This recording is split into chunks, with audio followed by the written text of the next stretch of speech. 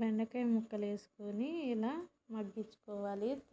తాలింపులో మనం ఇవాళ బెండకాయ చారు చేసుకుంటున్నామండి. బెండకాయ ముక్కలు మగ్గాక కొంచెం కారం వేసుకోవాలి.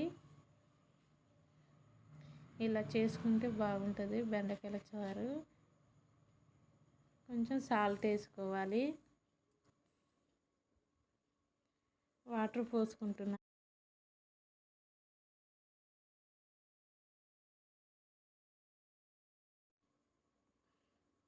ఇలా ఎసరు పోసుకొని కలుపుకోవాలి. ఇలా చేసుకుంటే బెండకాయల చారు బాగుంటుంది. కొంచెం ధనియాల పొడి వేసుకోవాలి. ధనియాల పొడి వేసుకున్నాక కొంచెం నేను ఇవాళ సాంబార్ పొడి వేసుకుంటున్నానండి బెండకాయల చారులోకి. ఇలా చేసుకుంటే బాగుంటుందండి. బెండకాయల చారుని సాంబార్ పొడితో చేసుకుంటే బాగుంటుంది. ఇలా కొత్తిమీర వేసుకొని కలుపుకోవాలి. ఒక 2 నిమిషాలు మగ్గనియాలి. ఇలా చేసుకుంటే బెండకాయ చారు బాగుంటుందండి. మీరు ఎలా చేసుకుంటున్నారో కామెంట్లో పెట్టండి. నేనైతే ఇలా చేశానండి.